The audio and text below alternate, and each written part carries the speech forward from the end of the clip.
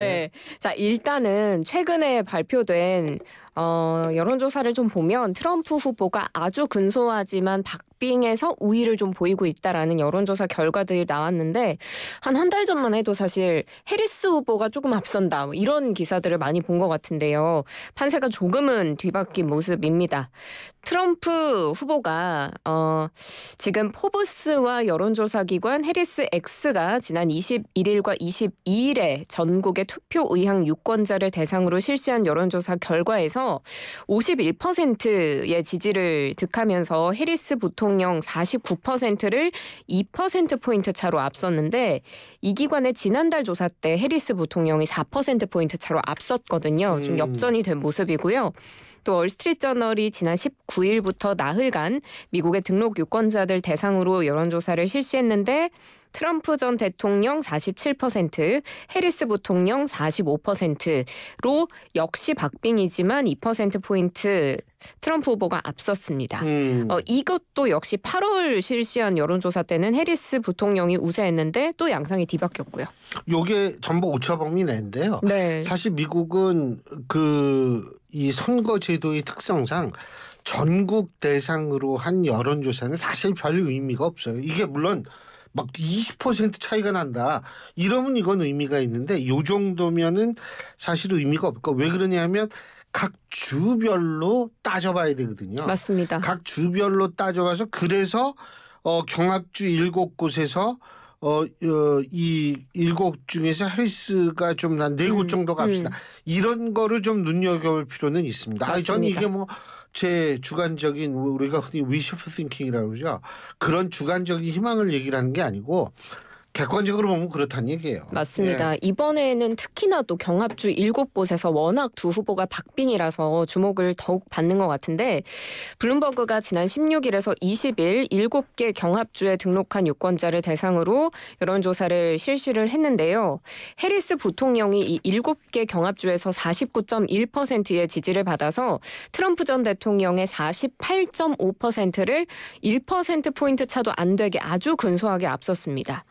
해리스 부통령이 펜실베이니아, 미시간, 네바다, 애리조나에서 우세했고 트럼프 전 대통령은 조지아, 노스캐롤라이나, 위스콘신에서 우위에 있는 것으로 나타났는데 이 주별로 몇 퍼센트 대 몇 퍼센트 이렇게 난 거 보면 다 49대 48, 50대 49 거의 엄청 박빙이더라고요. 그걸 이제 전문용어로 그날 재수라고 하는 거죠.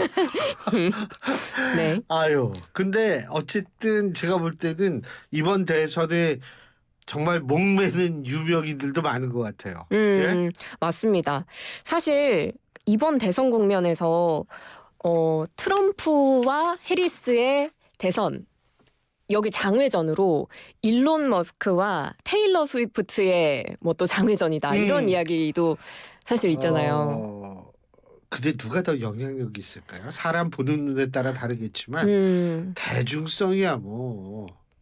테일러 스위프트가 그렇죠. 그런데 재력이야 또. 재력이야 또 문제다. 뭐.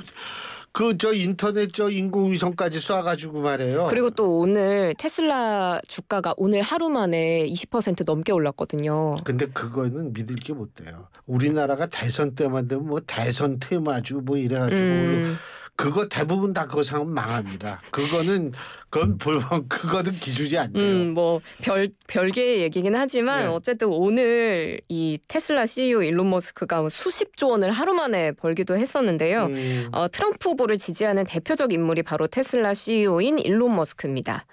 지금 머스크가 경합주 7곳에서 수정헌법 1조인 표현의 자유 그리고 2조인 총기 소지 권리 보장을 지지하는 청원에 서명하면 그중에 한 명을 매일 무작위로 선정해서 $1,000,000를 주겠다. 10억이 넘지. 100,000,000달러를. 13억. 그렇군요. 그거 몰랐어요? 그냥 $1,000,000라고. 미국에서 공부한 사람이 그렇게 계산이 제가 어떻게 수에 좀 약해요. 나하고 비슷하구나. 그래서 실제로 지금 $1,000,000를 주고 있어요. 받은 사람들이 있어요. 나도 미국 가고 싶다. 그런데 여기에 대해서 미국 법무부에서 이게 위법의 소지가 있다라고 경고를 했거든요. 사실 미국의 연방법은 청원 서명자 혹은 서명 권유자에게 금전적으로 보상하는 것 자체는 합법입니다. 그래서 표면적으로 봤을 때는 문제가 없어 보일 수 있는데 그런데 이 일론 머스크 CEO가 청원에 서명할 자격을 걸었어요. 7개 경합주의 유권자로 등록한 사람이어야 한다. 라는 건데 연방법은 유권자 등록을 이유로 돈과 같은 대가를 주는 건 또 법으로 금지하고 있거든요. 그거는 금지해야지 이론적으로 맞죠. 네. 이거는 선거 개입의 소지가 있다라는 그런 유권 해석이 가능하니까요. 맞습니다. 그래서 지금 뭐 일론 머스크 CEO는 선거에 참여하지 않아도 되고 공화당원이 아니어도 되니까 뭐 이것만 하면 $100만 줄 수 있다, 문제 없다라고는 했지만 이 자격을 둔 것에 대해서 별도로 해명하진 않고 있고요. 해리스 부통령 같은 경우에는 팝스타 비욘세가 또 지지를 선언하면서 텍사스주 유세에 동행할 것으로 알려졌습니다. 앞서서 테일러 스위프트 말씀을 드렸지만 해리스 후보를 지난달에 공개적으로 지지한다고 선언을 했지만 유세에 참석한 적은 없긴 합니다. 제가 참 좀 유감스럽게 생각하는 게 뭐냐면 뭐 트럼프가 그렇다 안 그렇다 떠나가지고 세계에서의 선거에 자꾸 이 금전적인 뭐 어떤 것이 등장하는 거 이거는 굉장히 사실은 어떤 취지든 간에 저는 긍정적으로 보기가 좀 힘들 것 같아요. 그런 면에 있어서는 좀 굉장히 안타깝고 돈 얘기 나왔으니까 근데 저기 실손 들어있어요? 안 들어있어요. 안 들어있어요? 네. 내가 아는 설계사님을 아마 소개시켜드려야 되나? 요새는 실손보험 가입하는 게 많이 까다로워진 것 같더라고요. 그래서 실손만 가입하는 것도 어려운 것 같고 그래서 없습니다. 그럼 이 소식하고 상관이 없는데 건너뛸까요? 실손 해야죠. 청구하는 이거 해야죠. 전산한다는 교수님 거? 실손 가지고 계세요? 있어요. 그럼 해야죠. 그럼 내 나이에는 갖고 있어야지. 그래도 예. 네. 자, 다음 소식으로 전해드릴 게 이 실손보험 청구와 관련된 소식인데 원래 이 실손보험 청구가 좀 번거롭잖아요. 그렇죠. 병원 가서 이것 떼주세요. 저것 떼주세요. 아니 근데 요새는 죄송한데 떼달라 병원에서 떼주는 경우도 있지만 큰 병원에 가면 그 앱으로 다 뗄 수 있어요. 그렇군요. 예. 저는 보통 뭐 이런 조그마한 병원 가서 맞아요. 그 조그만 병원은 그 떼어달라고. 수액 맞고 하면은 이제 또 막 해야 되고 막 그러잖아요. 요새는 알아서 주던데. 그래요? 예. 그래서 그게 참 번거로웠는데 오늘부터는 이 종이 서류를 발급받지 않아도 실손보험금을 청구할 수 있는 전산화 서비스가 시작됐습니다. 실손24 앱 그리고 웹사이트를 통해서 이 보험금을 청구할 수 있다고 밝혔는데요. 소비자가 앱에 로그인한 뒤에 보험 계약과 병원, 진료 날짜를 선택하면 서류를 자동으로 보험사에 전송할 수 있게 됩니다. 보험사로 전자 전송할 수 있는 서류는 계산서, 영수증, 진료비, 세부정산 내역서와 처방전인데요. 진단서 같은 추가 서류나 약제비 계산서, 영수증은 가입자가 사진을 찍어서 별도로 보험회사에 또 전송해야 하긴 합니다. 근데 이게 모든 병원에서 다 되는 거예요, 이게? 사실 오늘부터 시작되긴 했지만 오늘부터 가능한 병원은 불과 210개 병원밖에 되지 않습니다. 전체 병원 중에 2.7%에 불과해서 뭐 반쪽 출범이다 이런 비판에도 직면하고 있긴 한데요. 금융위원회는 참여 현황을 점검했더니 전체 대상 병원 중 55%가 참여 의사를 밝혔고 올해 안에 60%까지 늘릴 계획이라고 밝혔고요. 그리고 1년 뒤인 내년 10월 25일부터는 전국 7만여 개 의원과 2만 5천여 개 약국으로 이 전산화를 확대 시행할 계획이라고 하니까 사실 전면 시행이라기보다는 이제 첫 발을 뗐다 이렇게 볼 수 있을 것 같습니다. 요거 되면은 편하죠. 예, 그럼요. 자, 그리고 MZ 세대시죠? 네. 예. 이게 나이가 들면 MZ세대라고 얘기하고 Z가 사실 맞는 거 아세요? 맞아요. 네. Z가 맞죠. 영국식 발음도 Z고. 예. Z.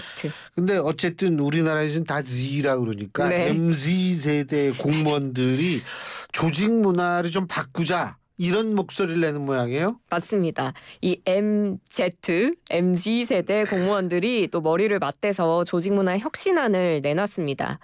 46개 중앙부처와 전국 지자체 소속의 MZ 공무원들이 모인 조직문화 새로 고침 F5라는 또 모임이 출범했는데 논의를 통해서 10가지의 권고 사항을 제시했거든요. 제가 하나씩 말씀드릴 테니까 교수님 혹시 동의하시는지 네. 한번 들어보세요.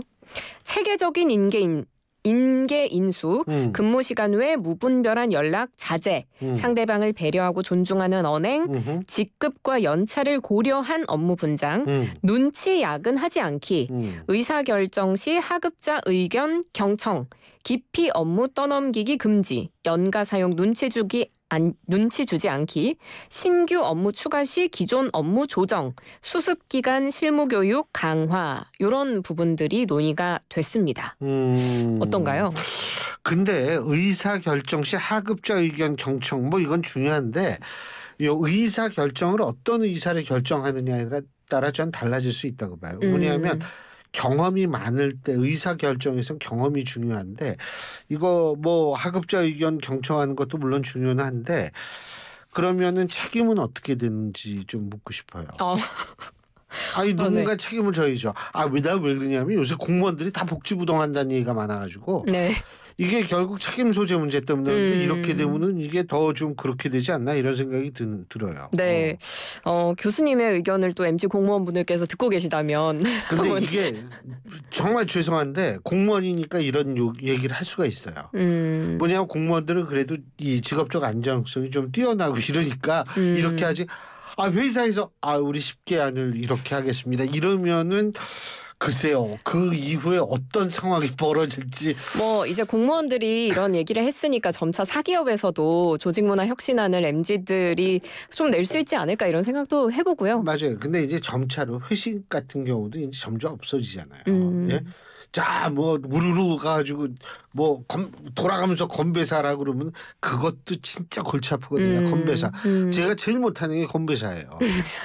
근데 건배사 그거 진짜 그거 막 억지로 막 시키고 이런 거 점점 없어지잖아요. 맞습니다. 예, 그러니까 뭐 이런 식의 어떤 좀 합리적으로 조직 문화를 바꿔가자 이런 얘기인데 이렇게 될 겁니다. 제가 볼 땐 좀 있으면. 네. 그래요. 오늘 수고하셨고 자, 아까 퀴즈 낸 거. 야, 4508님 신 없이 네. 면 발 후루룩. 라면 드세요? 맛있겠다. 저 우와. 배고픈데. 4508님, 야, 이 참 아주 진짜 좋습니다. 오늘 커피 쿠폰 이 받으실 분 4508님, 3132님, 0790님, 5357님, 1298님 모두 이렇게 5분한테 커피 쿠폰 보내드리겠습니다. 자, 김영민 아나운서 수고하셨어요. 네, 주말 잘 보내세요. 네, 고맙습니다.